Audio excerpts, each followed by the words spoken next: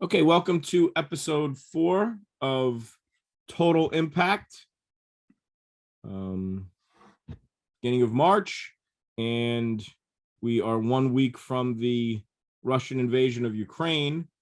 James, Nicole, and yourself attended an event and met with some dignitaries in the local Ukrainian community. James, what was some of the events that you covered, and how did those stories make out? Yeah, so we covered, we interviewed people that went to the Day of Prayer for Ukraine, which was an event organized by the Westchester County Executive Office and the mayor, in addition to the local Ukrainian churches. Um, the local Ukrainian church also went a step further and organized an auto rally, which went from St. Michael's, which is the Ukrainian Catholic parish in Yonkers, and drove to the Russian diplomatic house, which to them was an overwhelming success. They had about 150 cars. The convoy was about 3 miles long, and they, as they put it, they weren't peaceful, but they weren't violent. So they towed the line politely of being Sure. obnoxious, but one of them had a great quote, Andre, who said the reason they went to the diplomatic house instead of going to the consulate per se, where the workers are, is that the Russians invaded their homes back in Ukraine, so they went to their homes where their children and their wives live, to kind of send a message, this is what you did to us, which was pretty impactful. James, meeting with some of the Ukrainian community, how emotional are these people right now in regard to this invasion? I mean, they're like nearly everyone we spoke to has a cousin, has parents, has someone who's in Ukraine.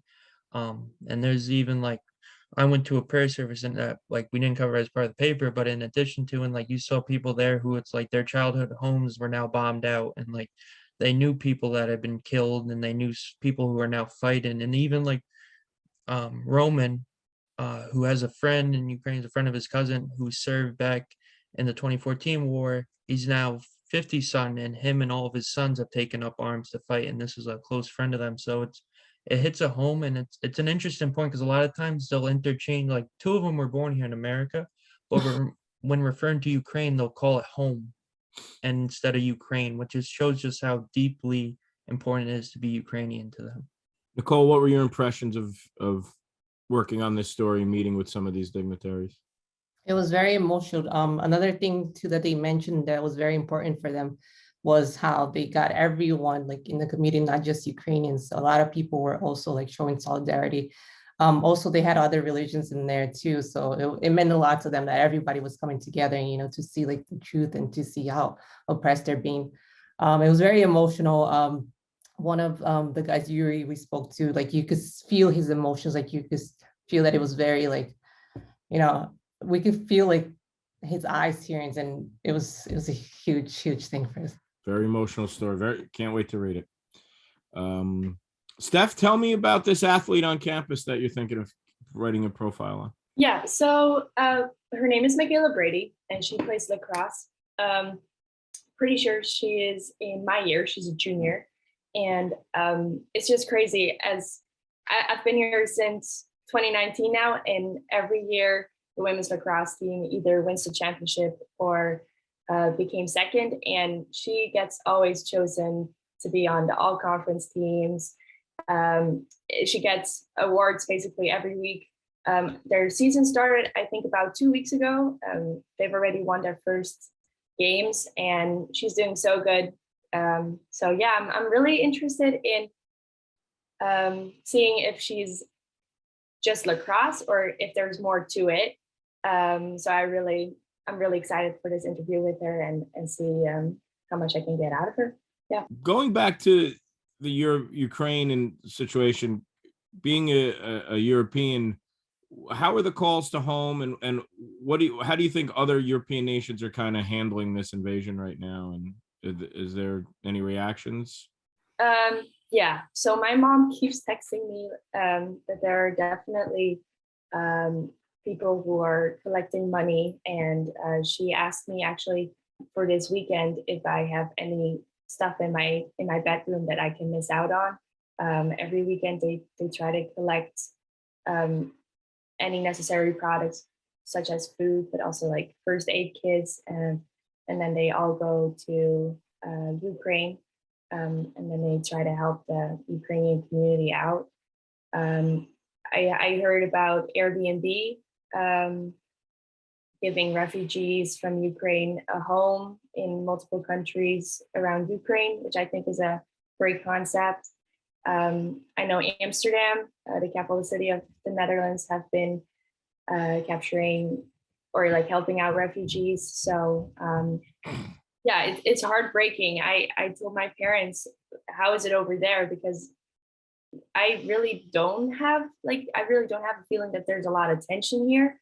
But my parents really say that, yeah, it's really tough, and you can really feel that there's something going on in Europe, even though Ukraine is pretty far away from the Netherlands. But yeah, you still feel like that there's definitely something going on. That's really rough. Very interesting. Very interesting. Deanna, what's up with you? What are you working on? I'm working on the math story about how Mercy College is still requiring math for the spring semester, although there's been talk about how that might be lifted soon. So I'm going to reach out to the health department to see how they feel about that transition mid-semester. Great. Kate, how about yourself? Yeah, so I'm going to be working on a story about the theater club. They're going to be having a showcase in the next few months, and they're going to be getting help from, I think they said they got confirmation from the fashion club that they'll help out. I think they're seeking help from the art club as well, and they hope to get a band for their performances as well. So it's going to be a big thing for them this semester. Very cool. Very cool. Malik, we finally wrapped up our Bronx story. How did we feel to put together such an enormity of work? It was, in the end, it worked out pretty well. I'm glad for you because you made it like 10 times better with all the quotes. Nah. So yeah, in the end, because I was kind of worried that wasn't enough. But now seeing it, I think I'm very proud of it. You know, I think as you do this job more, you realize there's different avenues how to get different information. And I think just most people are used to calling someone, getting the info, and that's all there is. And there's the more you do it, the more creative you get in how to find information and whatnot. And it was a good read. It's a fun read. Britt, what's up with you? So I'm working on a story about the police attacks, the Okay. ongoing police attacks that's going on in New York. So just getting people's opinions on both sides, just normal people on the street. And also I've been speaking to a correctional officer about her opinion on just the public opinion of police in general. So that's been going really good. Great. I love that you're driving around right now. You look like a reporter on the go. So, I mean, it's the I'm news not never driving. stops. My mom is driving. Tell mom I said hello. Okay. Shifting over outside of the news of our area, it is World Book Day, for those that aren't aware. Literacy, still an issue, unfortunately, in some areas and parts of the world. To other parts, maybe we take advantage and don't appreciate the opportunities. Reading, to me, I always say, changed my life. And I think the reading is push-ups for your brain. Can't be highly educated unless you're reading something. So who'd like to tell me one of their favorite books briefly? Tell me something they've read over their lifetime that meant a lot to them. And let's start with Malik. I was telling Diana yesterday, there's this book called The Magicians by Okay. Lev Grossman. It's really good. It's basically like an adult Harry Potter, pretty much. And I'm trying to get her to read it, but she refuses. So everyone convince Diana. Well, what's it about? Convince us in 15 seconds. It's just like an adult Harry Potter. It's basically this guy goes to a college where he studies magic. And yeah, it's pretty much that. And there's a lot of drinking. Oh, okay. Drama, yeah. All right. So it's like Euphoria with broomsticks. Pretty much. Okay. Kate, what's something you've read that has meant a lot to you, or something you enjoy or recommend? Well, I don't know about everyone else, but I like stories that have like a happy ending to them. The last book that I read had the complete opposite. I'm trying not to like go crazy talking about it, but I read this book called The Twin last semester. And so there's these two twins, Ivy and Iris. One of them's evil, of course, because you have to have good and bad. Sure. And there's like a mystery surrounding like their mother, and it's just like the ending is just, it didn't sit right with me at all. So I can't even get into detail about it. Okay. You're still torn.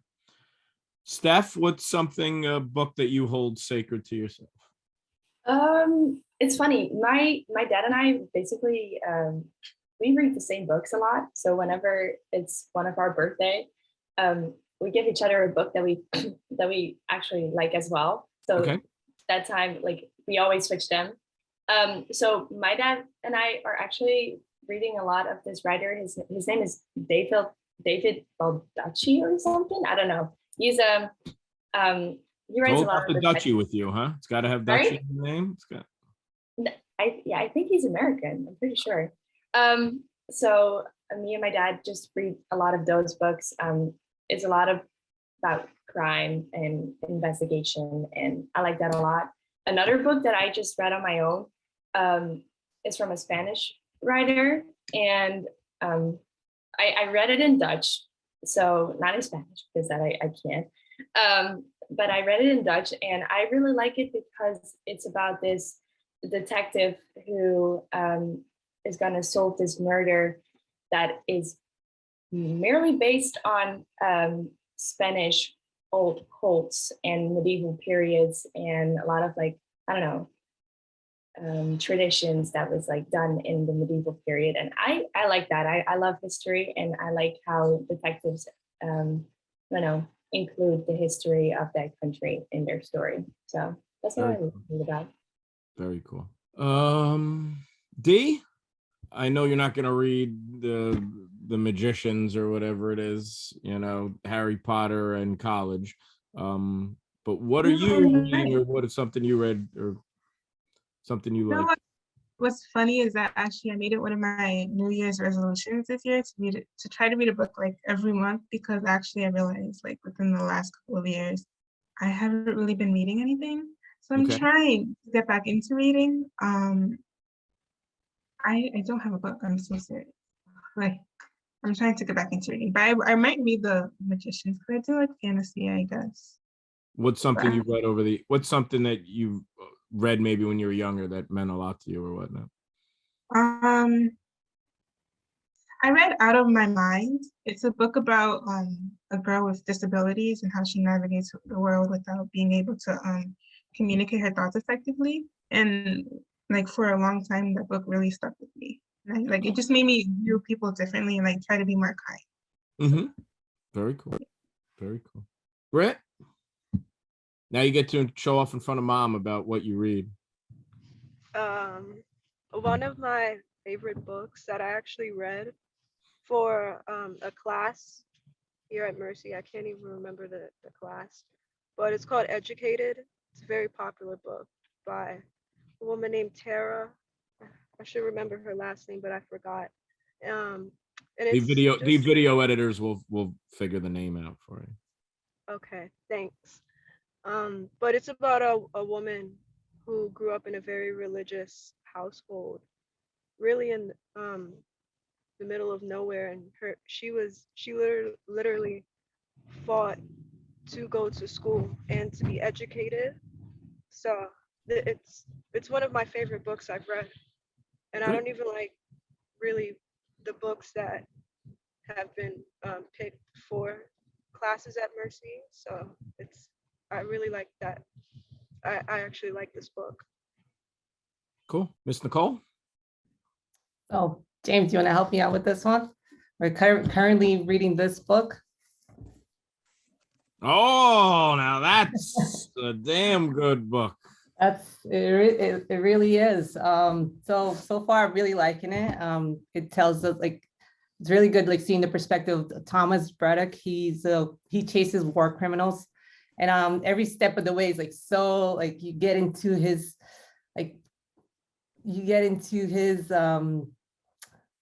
perspective of how he feels about all like the Nazis, and he has something that haunts him, which is like his father's name. And so far it's a page turner. Well, the author is a damn fine fellow. So well, I appreciate you reading my book. Oh man, I wasn't expecting to talk about my book, but There's gonna be a book review coming soon. Don't worry. It's gonna be on the Impact. okay. There's a Yeah. great line about Brazilian women that you included. That I did. I So, did. I I did. felt honored. Yep. You know, I think I wrote my first novel to understand how to write a novel, if that makes sense. You know, there was a lot of torn pages, and I think when you write, some people in the beginning think that everything you write has to be included, and sometimes you're writing things and you realize just a piece of it is going to work. And a lot of those that Braddock character, which I conjured, of course, but ironically, I met a person a long time ago who told me that he could not, and he was not charismatic, he was very stiff, but he had told me that he could not ever work for the government because his father was accused of being a Russian spy. And I kind of always kept that guy in the back of my mind over, no matter what you do in your life, your father's still a Russian spy, you know, and that's always what you'll be viewed as. So when I was writing this novel, and a mentor of mine was reading it, and he said, the problem with it is your bad guys are cooler than your good guy, because you don't, and that, and to me, that's always been a problem with my writing. I've always been able to make bad guys cooler than good guys. But, you know, he had kind of said, think of your good guy needs something, you know, and then I kind of had this memory from like 15 years earlier of this guy in this, like, no matter what I do, my father's still a Russian spy. So I kind of merged that, you know. So thank you for reading. I didn't know you were reading that, so I appreciate it, you know. James? I mean, how do you top a Michael Parada novel? You don't. Just, Clearly you don't. You don't. That's The plan is to make money and move to Brazil, I guess, you know.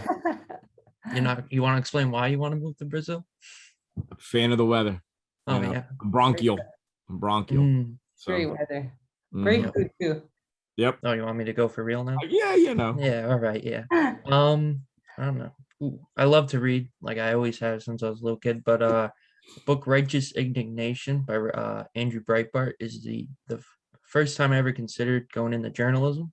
I was before my freshman year of high school, and I read that, and he quickly became one of my heroes, and he's the reason I even decided to once I read that, I was like, I'm going to be a media major, and then just work my way into journalism, and now I'm here. So Just my advice for those readers out there is always just read all different genres. You know, I think I wouldn't have been able to write the novel I wrote if I was a big Robert Ludlum fan and his spy novels, you know, Born Identity and all those kinds of things. And I love sci-fi. Over the pandemic, I read a lot of sci-fi. I went back, you know, Philip K. Dick and you know, some of those early sci-fi novels, you know, are just so creative. And it's amazing how reality is now starting to catch up to some of these really crazy ideas. But so I was always a big fan of that. I loved historical fiction. And sometimes you just got to read a good play. Arthur Miller. I still go back and read some Arthur Miller. You know, his words are still out of this world sometimes. So the more you read, the better you'll write. I'll guarantee you that. Pete, can I add to mine? Please do.